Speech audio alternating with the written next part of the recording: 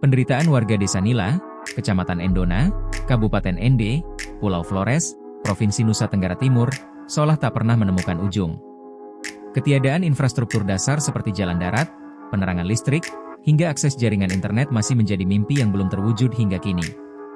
Kondisi tersebut tidak hanya menyulitkan kehidupan sehari-hari, tetapi juga menghantui warga hingga ke akhir hayat. Seperti yang dialami seorang warga Desa Nila yang meninggal dunia di kota Ende pada Minggu, 1 Februari 2026. Jenazah itu terpaksa dipulangkan ke kampung halaman melalui jalur laut menggunakan kapal motor nelayan berukuran kecil. Jalur ini menjadi satu-satunya pilihan karena hingga saat ini Desa Nila sama sekali tidak memiliki akses transportasi darat. Almarhum selama ini tinggal di kota Ende karena baru selesai kuliah.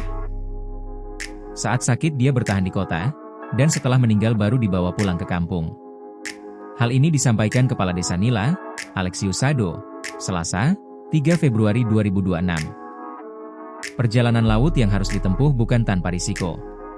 Saat jenazah diberangkatkan dari pelabuhan Bita Beach, cuaca dilaporkan sedang tidak bersahabat. Gelombang laut yang awalnya tampak tenang berubah menjadi besar di tengah perjalanan. Alexius menyebut, sudah puluhan bahkan ratusan warga Desa Nila yang meninggal dunia di kota Ende dan harus dipulangkan ke kampung halaman melalui jalur laut dengan kondisi yang sama. Pada musim hujan, perjalanan tersebut kerap menjadi pertaruhan nyawa. Warga harus menghadapi gelombang tinggi tanpa perlindungan memadai, menggunakan kapal motor nelayan yang sebenarnya diperuntukkan untuk melaut mencari ikan. Setibanya di Desa Nila, perjuangan belum berakhir. Kapal motor tidak bisa bersandar di tepi pantai karena dinding tebing yang curam dan ombak besar yang menghantam. Warga harus menggunakan perahu kecil untuk naik dan turun, lalu memanggul jenazah melewati bukit terjal. Tidak adanya dermaga atau pelabuhan membuat setiap langkah terasa berbahaya. Naik dan turun tebing menjadi ancaman maut, terlebih saat membawa jenazah atau warga yang sakit. Saat ini, hanya ada 2 kapal motor yang melayani transportasi warga Desa Nila. Jumlah itu pun sangat terbatas dan sepenuhnya bergantung pada kondisi cuaca.